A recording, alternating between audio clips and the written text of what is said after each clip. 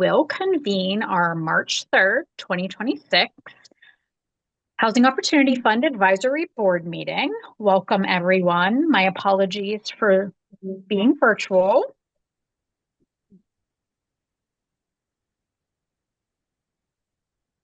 We do have ASL interpretation today. You would want to pin Joan S. and Daniel C. to your screen to follow along. We're going to start with our roll call.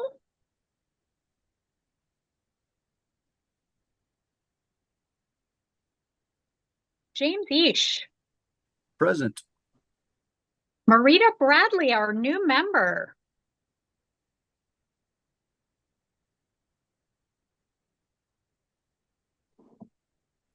Terrell Thomas. Tanika Harris. Present. Karen Garrett. I am here. Ellie Fisher. Councilperson Deb Gross. Deidre Washington. Rochelle Preston. Rebecca Yago. Alan Cisco.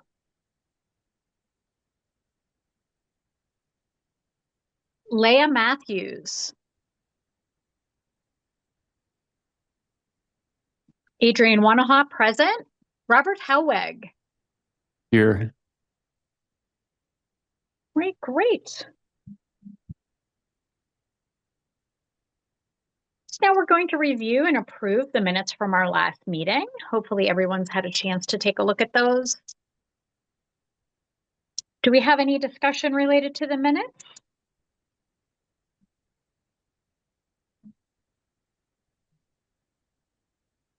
Hearing none, do we have a motion to approve? I'll make a motion to approve the minutes. Thank you so much. Do we have a second? Second. I'm not sure who gave us the second. Tanika. Oh, thank you, Tanika. All those in favor of accepting the minutes, please signify by saying aye. Aye. Aye. Aye. Do we have any abstentions? Any nays? Hearing none, we'll move to our next agenda item. Brandon, do we have registered public comment? We have no registered public comments for today's meeting. Do we have anyone there in this space that wishes to make public comment? Hearing none, we'll move to our next agenda item.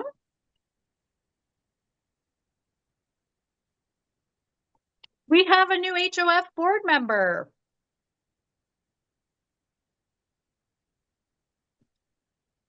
Brandon and Kiana, can you tell us all about our new member? Hi. Unfortunately, Marita is not here yet, but we do expect her today for the meeting. Marita Bradley is the newest member of the HOF Advisory Board. She is Deputy Chief of Staff to Mayor Corey O'Connor. And we welcome Marita and look forward to working with her in her capacity with the HOF Advisory Board. Absolutely. And if Marita joins the meeting at any point in time, let's make sure that we allow her the opportunity to introduce herself.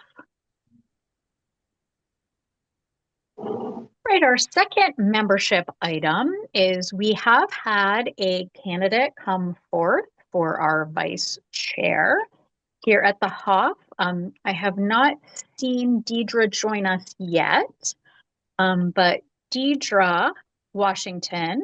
Oh, is that you, Deidre? Can I see you now? Yeah. Wonderful. So we were able to connect and discuss the opportunity, and Deidre has been gracious enough to step forward as a candidate as our vice chair. And we would like to have that conversation with the board and hopefully have an election and institute a vice chair to the Housing Opportunity Fund Board. Fantastic news. Do we start with a motion? Is that what you need? We can absolutely start with a motion. I would be delighted to move that Deidre Washington be the HOF vice chair. Wonderful. Thank you, Ellie. Do we have a second? This is Karen. I second that. Thank you so much, Karen. Do we have additional discussion about Deidre's appointment as the vice chair? Hearing none, I'll put that to a full vote. All those in favor, please signify by saying aye. I, Aye. Aye. All of those voting nay. And do we have any abstentions? Hearing none, thank you so much, Deidre. We really appreciate you stepping forward and helping to support the board. Thank you all. I appreciate your support. I would like to highlight that Marita has joined us. So we just want to say welcome, Marita. Thank you for joining the board, and feel free to introduce yourself.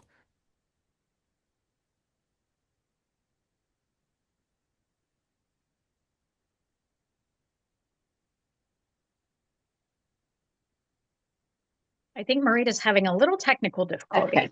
There we Sorry go. about that. Can you hear me? We Hi, can. everyone. How are you? I was saying I'm here, but I didn't know if I was in the wrong link. Anyway, I'm Marita Bradley. I'm happy to join the board. I'm Assistant Chief of Staff for Mayor O'Connor. Excited about the work. I was former Chief of Staff for Councilman Reverend Ricky Burgess. So was around when we did the Affordable Housing Task Force that ultimately resulted in the Housing Opportunity Fund to be created. So I'm happy to rejoin city government and continue doing work around affordable housing and just housing in general. That's a lot of the work that I did during my tenure working on city council. So happy to be a part. Well, we're thrilled to have you. Thank you so much.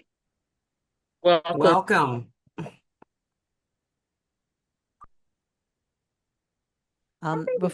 Adrian? Yes. Hi, it's Kiana. Before we move on from elections, I think we officially need to vote for the chair as well. Oh, okay. I thought we voted last time, but if Oh, that's I'm sorry. I thought so too. Yeah. Okay, sorry, I missed the last meeting, so. I Okay. think we voted to extend for 3 months, but not for the year. Is that correct? we actually voted for 6 months. Oh, 6 months. Okay.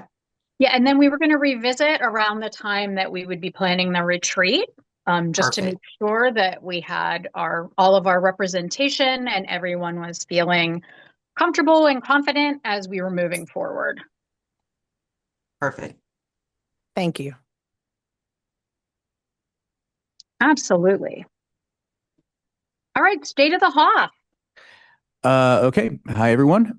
So as you all know, I'm Brandon Wilson, and I am the Senior Project Manager for Housing. I discuss a lot of these State of the Hoff reports, but we are switching back to a quarterly system. So you won't see any graphs today, since we are hitting the same timeline as the URA when they do their quarterly reports. So February was the last one, which I believe makes the next one May. So with that said, we can discuss any barriers, impediments, or opportunities seen on the particular programs. And then I do have an item that I want to bring up for impact and outcome reporting planning, but we'll start with the discussion of barriers, impediments, and opportunities.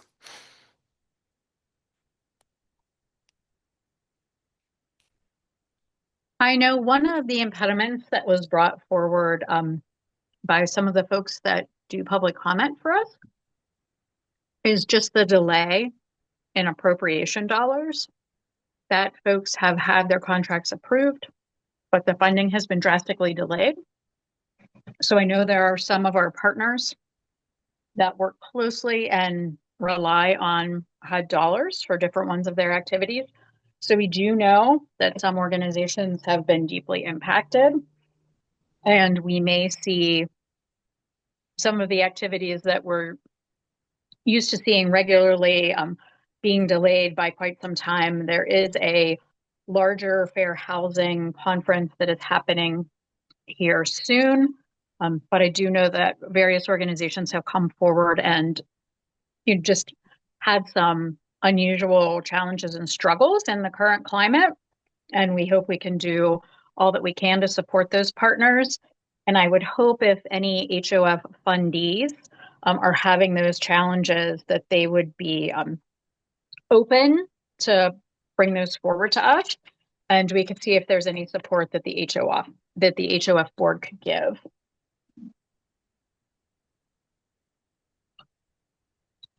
Any other concerns, landscape issues, questions, barriers that folks are seeing that we feel that we need to have our eyes toward?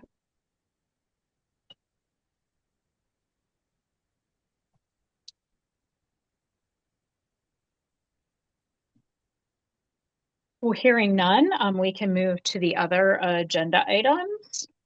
I believe the URA will be leading those discussions. Yeah, but I did just want to briefly touch on impact and outcome reporting. So we do want to start having some of our providers presenting their impacts and outcomes. So we'll be going through some of the HOF projects that we are contracting out. We would like to start with Action Housing because they're already collecting a lot of this data, so it'll be a lighter lift for them. We contacted them briefly about it before this meeting, but we weren't able to get it ready for March. So we'd like to start just giving a larger overview of this in April. I think we're all excited and anxious for that, Brandon. Thank you. Okay, next up is an item on the for sale development program, and David DiBernardo will take it away.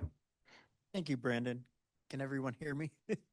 So I am seated for those online out of view of the camera because I'm not at the table, but I am in the room here. My name is David DiBernardo, and I am the manager of residential lending. I'd like to first inform the HOF Advisory Board that the February for sale development program funding round has closed as of Friday, February 27th. The URA has received 8 applications this funding round, which will begin to be reviewed by the residential lending team this week.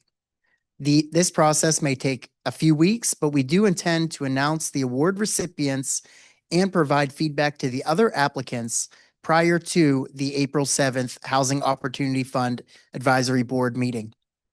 The awarded projects will then go through the full underwriting process prior to being presented individually through the formal board approval process.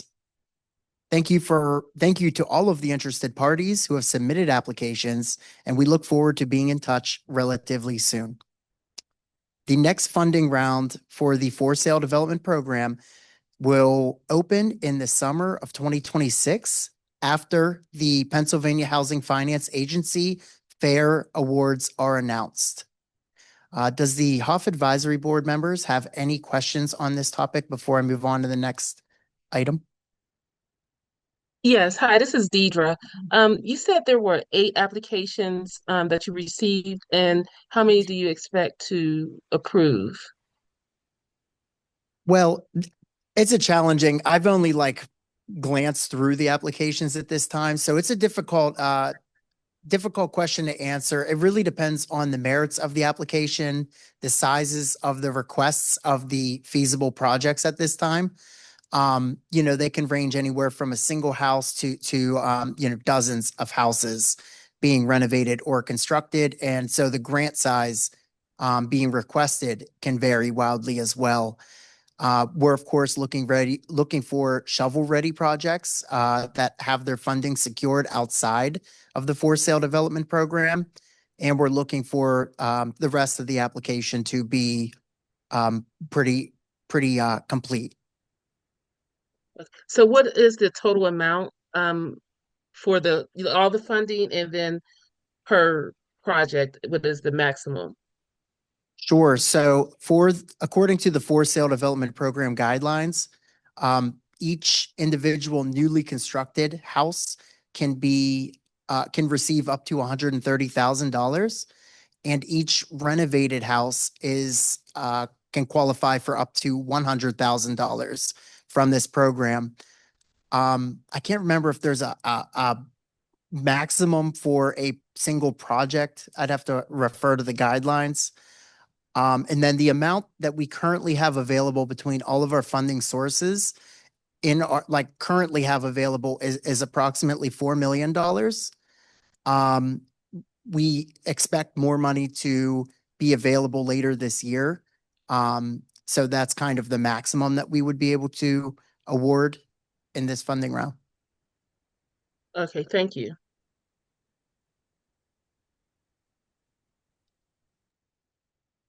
Do we have other questions related to for sale development program?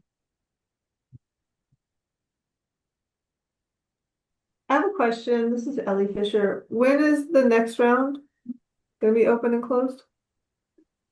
Yes, Ellie, we are expecting to open the round probably, hopefully around June or July, but we are timing it so that it will follow the public announcement of the PHFA Fair Awards, because so many of these projects rely on FAIR as well as the Federal Home Loan Bank Affordable Housing Program, that we've kind of chosen to follow each of those rounds closing, or I guess announcement of awards, with our own funding round. And then it'll be open for how long? We plan to once again open it for about 30 days, around the month. Okay. Yep. You might give more time since in the summertime everybody takes holidays. Yeah, okay. I mean, it totally makes sense to match this with those other founding rounds. I just sit here and I'm sad that to do any of these single family housing projects, we have to go after 2 to 3 different funding sources. That sounds like a great idea for an innovation project, Ellie.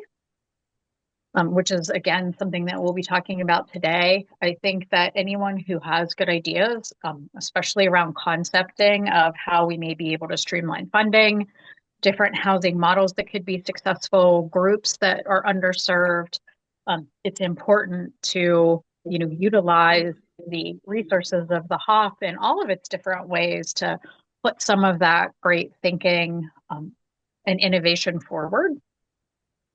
Interesting thought, Adrian. Thanks. You're welcome. All right, any additional discussion for David? Yeah, just a quick question. This is James. I'd be curious to know how this round of applications compares just in volume to previous rounds that you've seen. Yeah, so thanks for that question. This is the first funding round that we have actually done for this program. Previous to this, it was just a rolling application where you could just apply when you were ready, when your project was ready. We chose to kind of organize it in this manner where we would have 2 rounds per year. So I'd have to add up over the course of a year to see kind of how every 6 months, and maybe we can look at that at the end of the year after this next round and kind of average that out if you're interested. Yeah, that'd be great to know. I was just curious. I didn't realize that had changed from previous application rounds. So thanks for that. Thank you. And David, also a point back to you and the other URA staff. I think something that would be great for us to talk about as we move forward in our work in that barriers, impediments, and opportunities section of, are there specific barriers or opportunities that you're seeing in the program that maybe we're not seeing? Are there new applicants? Are the same folks using the resources? Are we missing geographies? I think that it's always important for us to have the context on these projects.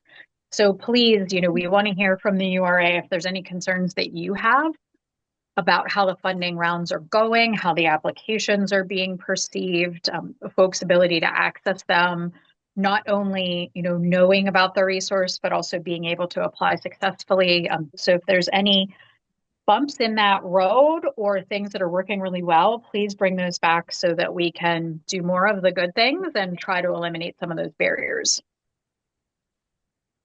That sounds good. Thank you for raising that. We can Absolutely. circle up. Yeah. I don't think we've done really an annual benchmark conversation on the way that we've been deploying the funds and the process and how it's been working for you and folks that want to apply. So I think it would be great if we could start to have that in the front of our mind.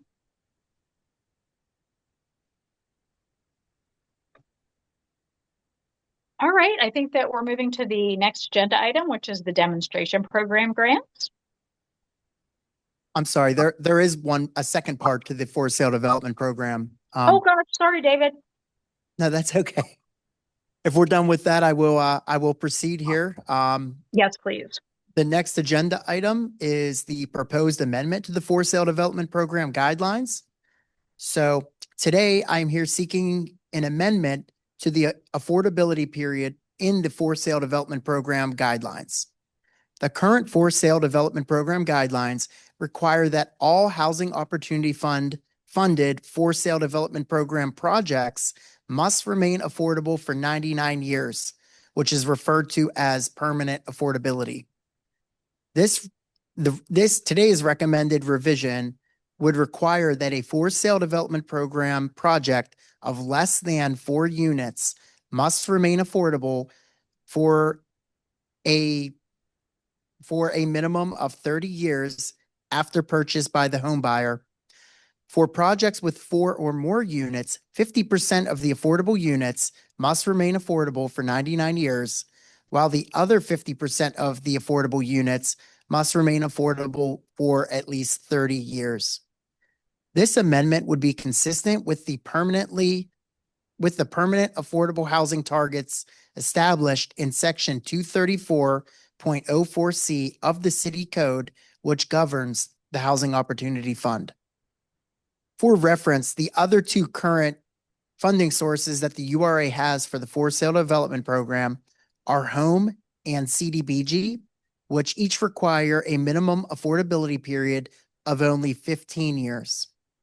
Most for sale development program projects include PHFA FAIR and FHLB AHP grants, which require a minimum affordability period of 10 years and 15 years, respectively. This recommended change would allow many HOF-funded for sale development program projects to have restrictions that align with the mortgage on the property, which would mean that when the home buyer pays off their mortgage, they would then be able to access the full equity of their home. The intention of these changes is to be forward-looking and to not be effective retroactively to projects that have already closed. We have added the direct language of section 234.04C of the City Code to the slide on the screen for your reference. I'm happy to read it out loud if that's easier for anybody. And otherwise, I'd be happy to take any questions or to stand by while we have a discussion about this item. Thank you. Oh, I'm sorry. One other thing I will add is that our URA attorney, Alex Thomas, is also in attendance today in case the board members have any legal questions about this item. Thank you, Kiana. Hi, this is Deidre again. Can you put this slide to the other slide, please?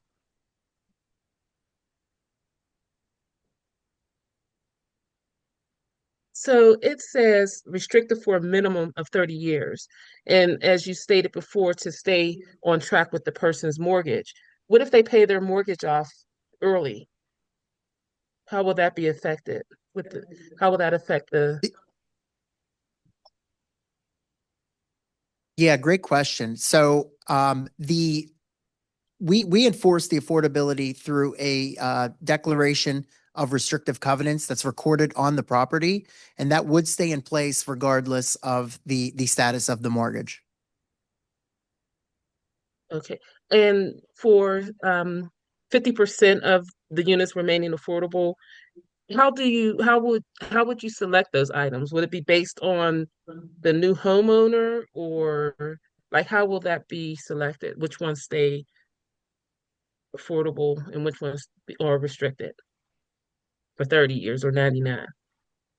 So that would be worked out when we receive the application and during the underwriting process. We would daylight that there's 4 or more units and we plan to use Housing Opportunity Fund funds for the project. And we would work with the developer before there's even a home buyer in the picture in most cases to kind of designate which houses would have which restrictions on them. Those declarations of restrictive covenants are recorded when we close on the grant, which is typically before the renovation or new construction begins. So it's usually some time between when we close on a grant and when somebody is purchasing that home. Okay, so that's where I'm confused. Let's say, you know, you have home buyer A and home buyer B. Um, like why would so would I have an opportunity to pick if I wanted the 99 year or the 30-year restriction? Like how would that be fair? Like how do you make that be equitable to everyone? I don't, because I'm like, who gets selected for what house and what restriction? Especially if I'm coming in as a home buyer, not knowing, any of this. So the houses are sold in much the same way as any house is sold, and that is the responsibility of the developer to hire a real estate agent to sell the house, to market them, and to also inform the home buyers of the restrictions on each property. So any home buyer looking at properties would have the opportunity to look at all available units in this program or outside of this program.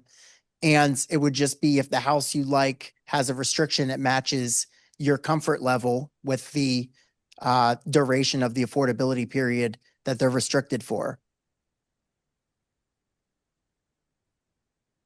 Okay. I mean, I just, it might be someone who is not really aware and say, okay, I'll take it.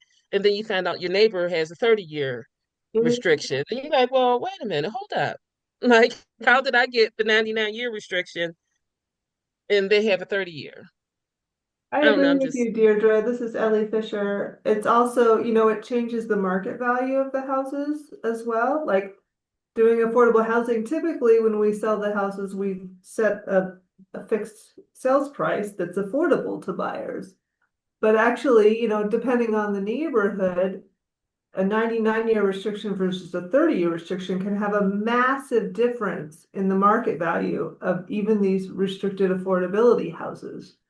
So that's putting a lot on the developer and sales agent too. And I completely agree with you. The equity among neighbors, I think it's kind of problematic to have it different levels for this. I totally understand how we have it for rental properties, right?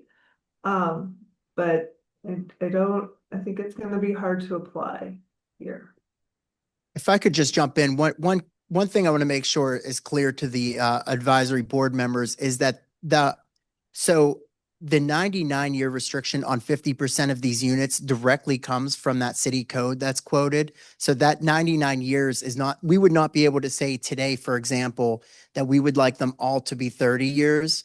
We would have to go to the city council and have the city code updated and changed, and then come back and change that. So what we did is we interpreted the city code and what's required of a HOF for this program, and interpreted it in a way that loosened up the restriction. The current restriction is 99 years on any unit that takes HOF funding. So everyone has 99 years right now. So we are decreasing that to allow more homeowners to kind of tap into that full equity of their home rather than everyone having a 99-year restriction using HOF. I So definitely understand that. Yeah. But I'm just saying that, you know, someone will have more equity in their home than another person. I mean, I agree with like what you're trying to do, and I'm totally on board. But I think it should be all or nothing. in my opinion, just because of the optics and how some people will have, be able to take the full equity out of their home and someone else wouldn't be able to, and their neighbors. This is Ellie Fisher. I fully support reducing the restriction time period. As can you go forward to the slide with the city code? Because what's AAP? Annual allocation plan. Thank you. And this says permanently affordable. I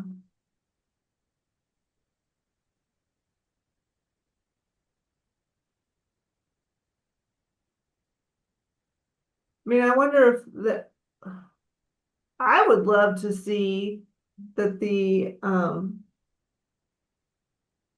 affordability restriction period matches the other funding sources that you guys use, like, so 15-year restriction period, like the home and the CDBG things. I don't know if there's a way that you could like carve out enough of the dollars that are just for community land trusts, and then the rest of them can have the 15-year period.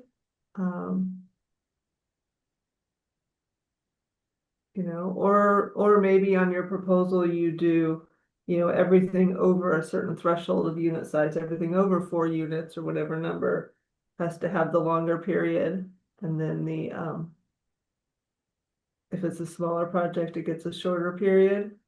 And there's also nothing that says, I'm having a hard time reading through this whole thing, but it doesn't necessarily need to be 30, right? I think you came up with 30 from some other exterior funding restriction, is that right? We came up with 30. There's always a balance. There are trade-offs between permanent affordability. Then it always allows new people to purchase the home affordably, which is great, but it also restricts people from accessing the equity in the home. So it was just kind of the team in our discussions. We wanted to kind of reach a balance between the two where it wasn't so short as to it might be able to benefit multiple people, or just stay affordable within that community for a longer period of time without being overly long. So in the past, we've had affordability restrictions of more than 15 years on federally funded on the home and CDBG projects. Many times we've said 15 is kind of short. Can we push this out? Because there has been just a push to ensure longer term affordability in the community. And just to add, the 30 years is there to match the first mortgage. Affordable home buyers typically are required to have a 30-year mortgage, not a 15-year. And so 30 years will match that first mortgage so that, as David mentioned, whenever it is paid in 30 years, then the deed restriction will be removed. So, what was the issue with doing all of the 100% 30 years, and why still keep the 99? And what is the process to get it to 50% to 100%? Besides so you have to go in front of city council in order for that to happen? That's correct. This is the ordinance that the city has written for us as a mandate for the Housing Opportunity Fund.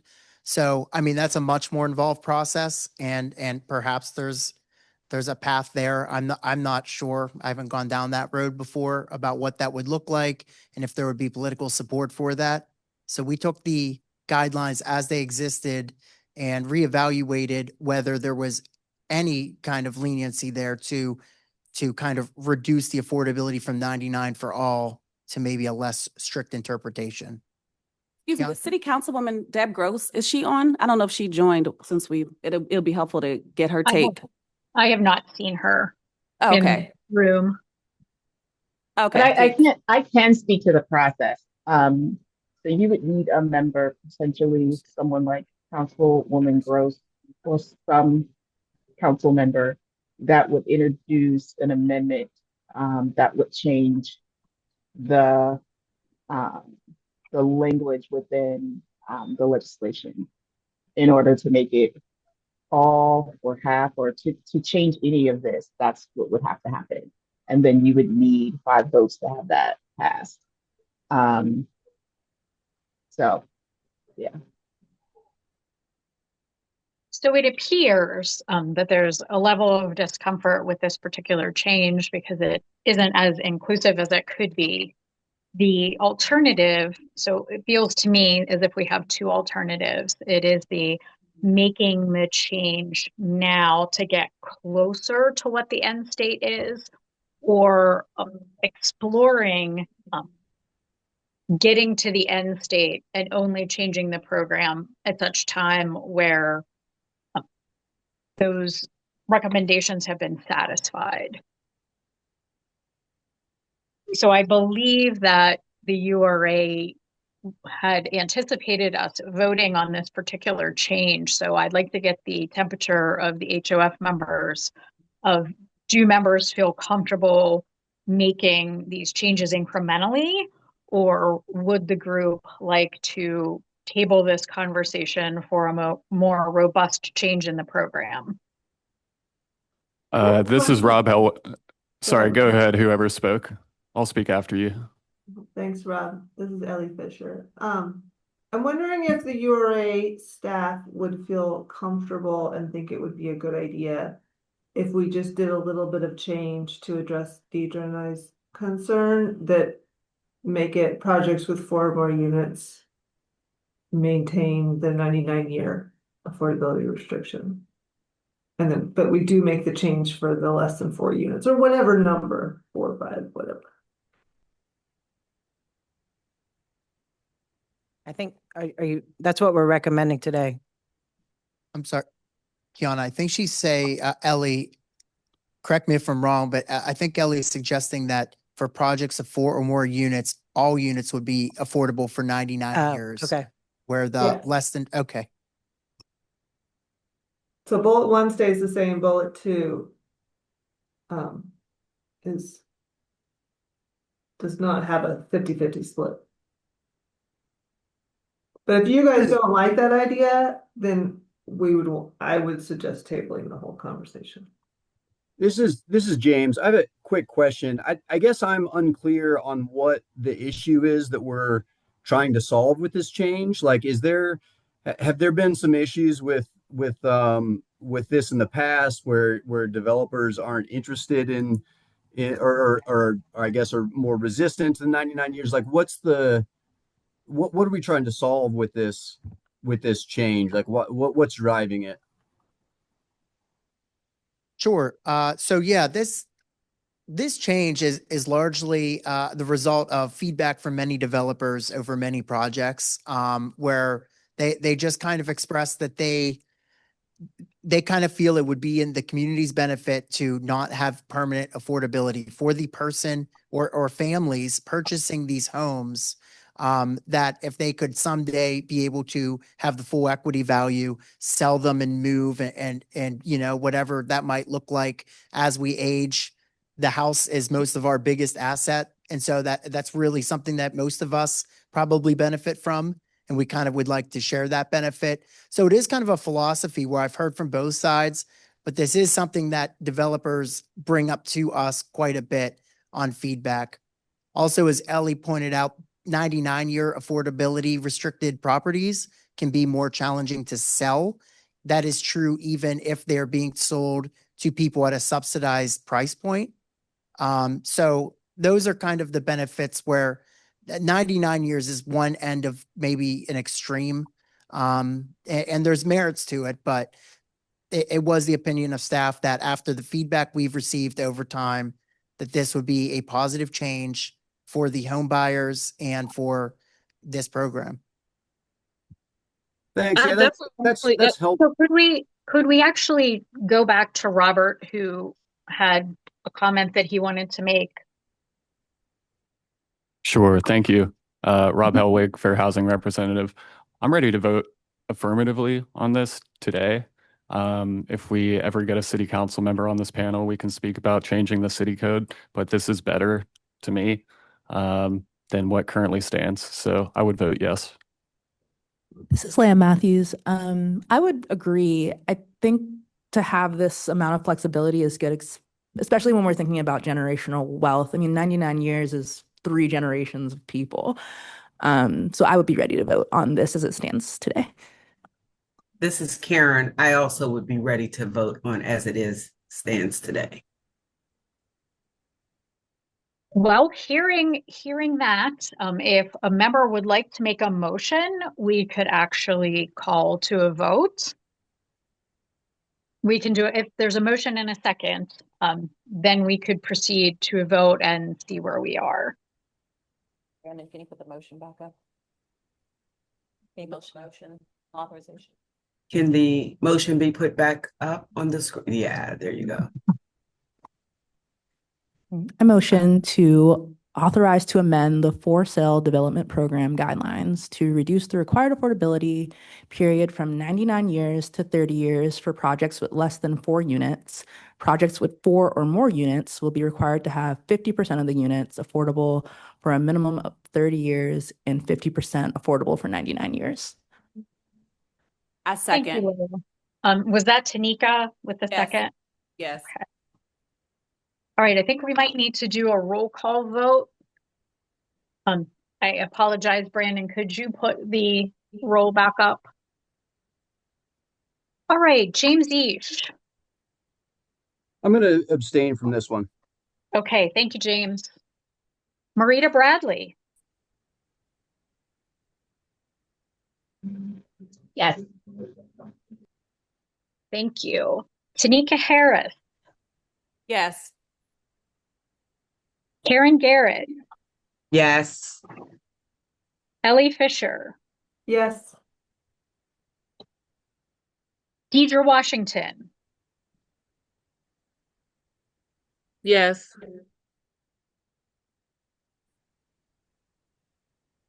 Leah Matthews. Yes. Adrienne Wanaha. I am also voting yes. Robert? Yes. Well, then the motion carries.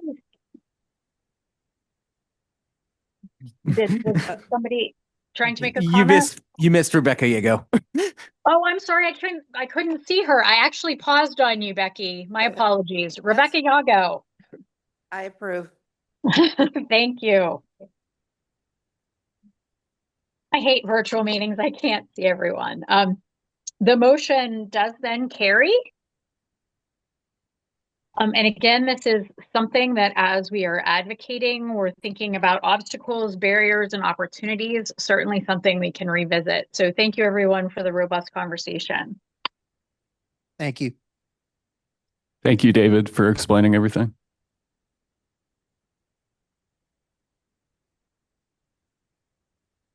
Okay, the demonstration program grants. We wanted in this meeting to, confirm our thinking related to the application, timelines, how we want to market the program. And the URA is going to start us with a little conversation on our previous demonstration projects. Yeah, so I'm going to ask David and Kiana to fill in on their projects respectively about where we are with these demonstration program dollars from last year's application. Sure. Thank you, Brandon. This is David DiBernardo again, manager of residential lending. Wood Street Commons closed in late December. They had to order some parts before beginning construction on this. So the work is set to begin any day, any week now in March as they receive those materials. And I can share a quick update on that. So in full transparency, as everyone knows, Havenside Construction Group that I am affiliated with is actually doing this particular project for Wood Street. It is custom material. Every one of these lifts is built when ordered. So going through the custom material process is slightly onerous. So we do have those orders in. Our hope and fingers crossed for the equipment to come the 9th of March. At that time, our team will do all of the inspections and make sure that the unit works properly before we transport it to the building. So just that quick update. At this moment in time, our delivery date is March 9th. Thank you for that update. That's helpful. Sure. And hello, it's Kiana Wassler, Chief Housing Officer. I can give the update on the Allegheny County Department of Human Services Award. We awarded them $224,000 to fund immigrant and refugee support, emergency support that was needed last year. We are working with DHS. They're reviewing their contract now and getting that finalized and executed. And then once that's completed, we will provide the funds to them. So it's taken a little bit of time, but we are working with them to get it completed. After those two grants are finalized, there's approximately $392,000 of unallocated 2024 demonstration dollars that we can advance to the 2025 innovation pot and include it in our next round of applications that we receive. Any questions on Allegheny County DHS or the remaining funds? Just confirming it's 392,000, not $392. Yes, $392. I'm sorry, I said the wrong thing. Thank you. Just three. The full allocation for 2024 was $350,000. And so once these two grants are finalized, then we'll have $392 left to advance to the next year. Thank you, Rob. Yeah, that was sounding too good to be true. Agree. But Kiona, I do have a question about the DHS program. So I think we've all been following some of the news. DHS has been putting out guidance related to how to engage with our, clients, partners, the folks we serve and care about related to immigration issues. Has DHS suggested that they're having any concerns or barriers there, or do we feel confident that the program is going to be able to move forward as anticipated? We have not heard about barriers from DHS. I think due to the timing of the request versus the timing of us entering into agreement and getting under contract here, they may have had to bridge our portion of the funds and we will have to reimburse them. And so this more than likely, has been spent because this was like an urgent request from mid last year when everything started to change. So I haven't had any guidance from them recently, but I'm happy to ask them to potentially attend, maybe them and folks from Wood Street Commons can attend a future meeting to talk about how these demo dollars have supported their work and any, updates to that for the advisory boards and the public's reference. Thank you. I know historically with the demo program, we did have a situation where we funded an emergent need, and then the facility that was funded was not able to move forward into the future with the same purposing. So, understanding some of these external dynamics that may support the longevity or impact of the demonstration dollars is going to be important.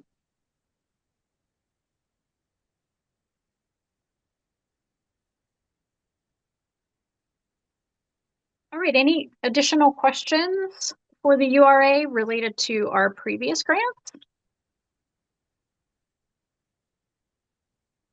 Hearing none, we will move into our current demonstration program year. And I'm going to hand it over to the URA.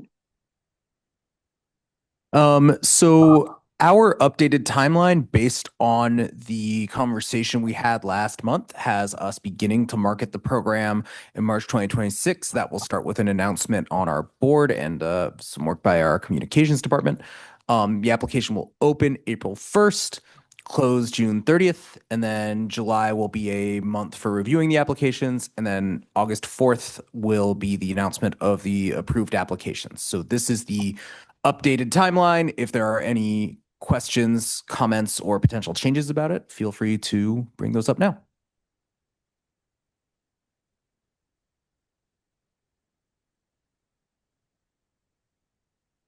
Okay, And- so Well, just a quick note that we will have some opportunity to continue to massage the evaluation protocol as the information gets out and as we have more of a sense of the applications coming in. I know that was something that folks, we talked about last time is how are we going to be scoring each application? How are they going to be reviewed? Even if we do have the April 1 launch, we still have time prior to the closure of the round to finalize details related to those evaluations. So I just wanted to, remind everyone of that.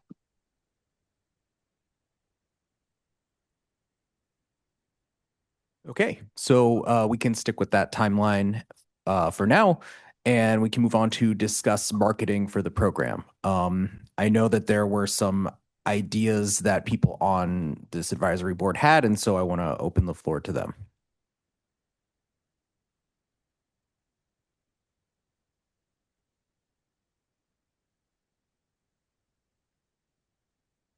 We want deep and wide dissemination of this information. Everyone really agreed on that. So thinking through how we can make sure that groups are aware of these opportunities, and also if there are any barriers that we know that folks have brought forward in previous grant opportunities that we should try to work around, where there are specific groups that maybe didn't get communications, where there's specific geographies where the outreach was lower or lighter. I know that there's been a lot of thoughts on the board about our outreach and how we engage. So this is a great moment to revisit that.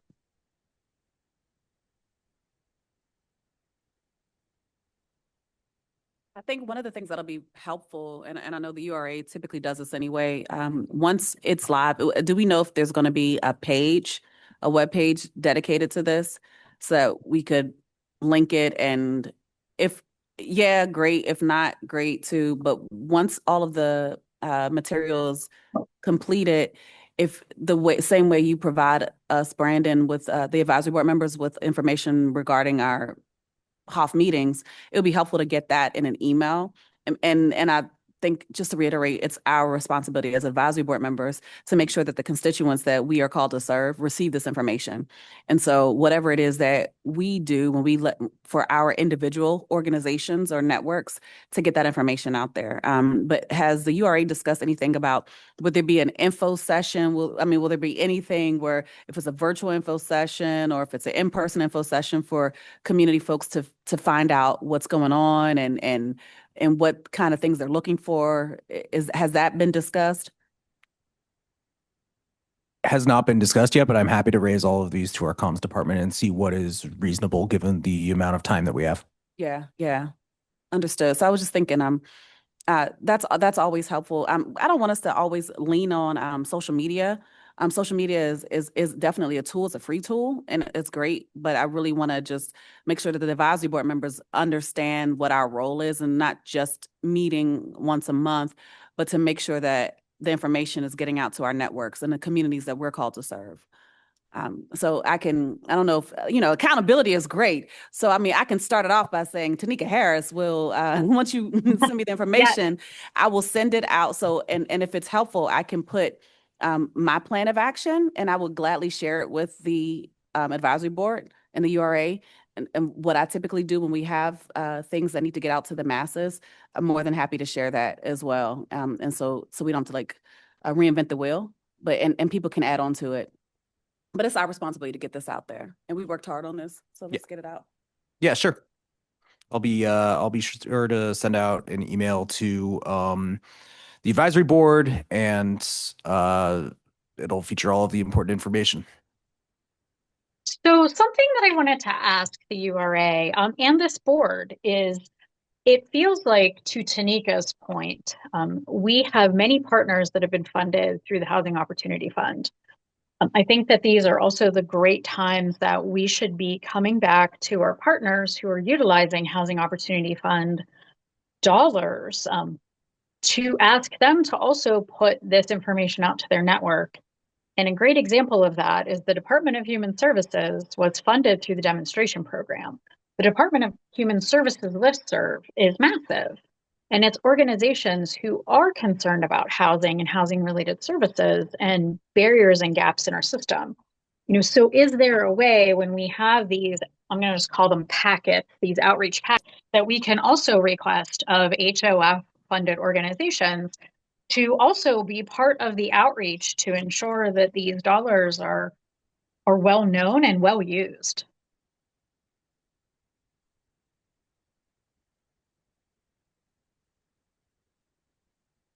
I think that's a great idea, and we are willing to make that ask of the partners. I would want to hear like first high level thoughts from James Aish, who's from Action Housing, who is a current partner. Is that something generally like Action as a partner is willing or able to do, I guess? Yeah, I don't want to speak entirely on behalf of the folks that are more kind of intimately involved in the programs on the action staff side, but yeah, I think it's certainly something that we can. I would think we can be involved in. Um, you know, just in terms of general rollout, we have a pretty wide network that we can work with. So we'll do our part of the heavy lifting on this to get the get the word out.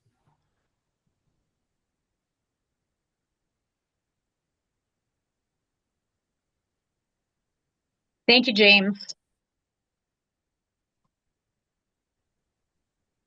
I really like this idea, this is Ellie Fisher, of also sending it out to everybody that's been funded, because they might have ideas, having had received the funding, of things that are missing. Because I think that like in terms of like, we're talking about marketing and communications, like the audience for this grant is entities, that use our dollars, and also new entities that use our dollars, right? But it's sort of organizations, right, as opposed to individuals.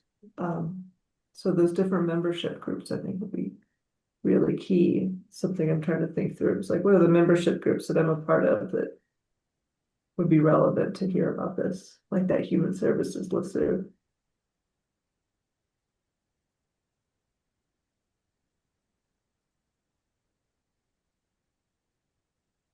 Other thoughts from members?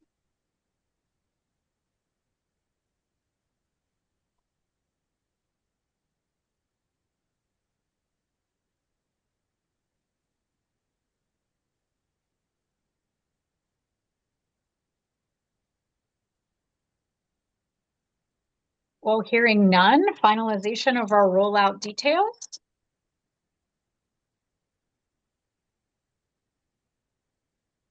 So, as previously stated, we would make an announcement at the URA board meeting next week. So that is Thursday. Following that, we would launch the application online via Jot form. So it would be an online portal, which would lend itself well to the separate website, as Tanika had said. Though again, I need to make sure that that is not too heavy of a lift for our website builders, and we would market all of this out to you on the advisory board and to previous recipients as best as we could. Well, in addition to that, I do really appreciate Tanika's comments. We all need to commit to making sure that the dissemination of all of our funding is far and wide and folks can feel engaged and informed. One question that I would like to put back to the URA and also the group is, inevitably when we have funding opportunities out there, there are questions that emerge. Will we have a sort of question deadline, and will answers to those questions be publicly available? And I'll just give a quick example. We were part of a grant round about a year ago, and they had suggested a specific model that they wanted used. We were all able to ask questions about that model, and what we found out through the frequently asked questions was that people didn't even understand the model that was being put forward. So people were responding to the grant in a way that wasn't reflective of what the grant was actually asking. So I think that the questions are pretty straightforward, but having that ability to ask questions for a period of time and then also have those questions public in case other organizations were misperceiving the application can be really helpful. Yeah, I think that's worth including. Thank you. I think we could encourage people to ask the questions during our public comment period, and maybe they'll come to our meetings. Absolutely. This is also, as Ellie said, another opportunity to engage folks into this bigger conversation.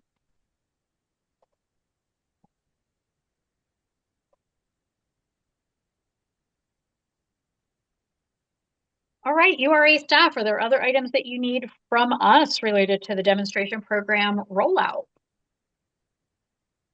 I believe that this sets us up pretty well to get started. Fantastic.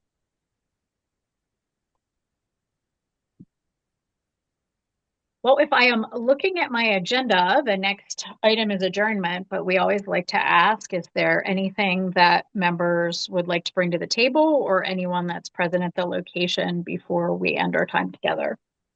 I have a question. This is Ellie Fisher. Sure. We've been getting a lot of calls at our office for people looking for home repair assistance. What is the status of that program that we have, and when is that going to be open? Hi, Ellie. Great question. We've been getting that question a lot at the URA as well. We are in constant communication with our partners in Action Housing around the home repair program, and we're hoping that maybe part of next month's update that's directly from Action we'll have some more information around this. Of course, they can give us information on how the program's going, but we're working through like timing, what's a potential timing for the next round. All that to say, we don't have a date yet, but we are working to pinpoint the best time to open a round, the size of the round, and whether or not we are continuing the partnership with Action Housing. As you all recall, it is a pilot with them. And so we kind of have to bring them in and have some monitoring and discussion around the pilot and those things. So there's many layers to it. We hope to hopefully have something open by the summer, but we don't have a date pinpointed yet. So you're expecting that it will be a period of time during which people can apply.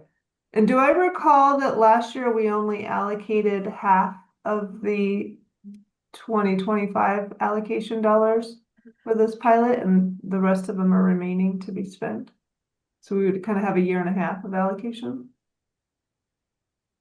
We allocated half of the 2024 funds. 24, okay. Right. So we have half of 24, approximately half of 24 left. We have 2025, and there was also an allocation of funds for 2026, we will not have 2026 funds at the URA until approximately May, because of the timing of the city to get that funding over to us. And so that's when I mentioned, like, we have to determine the size of the round. We'll need to determine, like, do we want to open a round that include like one round for the year that includes all of that? Do we want to kind of spread it out over 2 years? So something to think about, and we can add to the agenda for future meetings. Great, thank you. Well, just a reminder to the group, we had rethought how that program would roll out, and we quote unquote piloted utilizing a different model than we had been using with Action. And we do need to revisit that quote unquote pilot for how that program will be structured going forward. There was conversation about continuing to just work with one key partner They're in action, and in that one key partner strategy, continuing the relationship with action, putting this out for, another round for people to apply to disseminate the funds. So we need to dig a little bit deeper on what that program is going to look like as it pulls forward. And certainly none of that was a reflection on action. They've done a wonderful job with the program, but we did want to have that, final benchmarking and transparency related to how would the program be operated going forward. Right. And just to add to that, Adrian, the URA had a backlog, which is why we utilized action to support us with the program. And thankfully, I think we only have about 3 more people to take through our left in our backlog. And so that's wonderful. It's That's awesome. great. And so, when we have our full discussion about this, that'll be part of the discussion as well. We no longer have a backlog. And so we'll just see kind of how all of that works together to open the next round. Wonderful. Well, great questions. Thank you, everyone. We appreciate all of your active participation. If we have a motion to adjourn, it can be made now. Motion to adjourn, Ellie Fisher. Thank you, Ellie. Do we have a second? A second. Thanks, Deidre. We do not have to have a vote on an adjournment. I assume that everyone's vote is aye for adjournment, but if we have any last minute things we need to talk about, throw them out as I am letting us know that our next meeting is April 7th. We will have the in-person option as well as the Zoom. But so I'm please pay attention to your emails, just in case. Okay. Thanks, Brandon. If we are able to be in person, it'll be great to see everyone. Again, my apologies for being virtual for 2 meetings. All right, hearing no other business, we are adjourned. Thank you so much.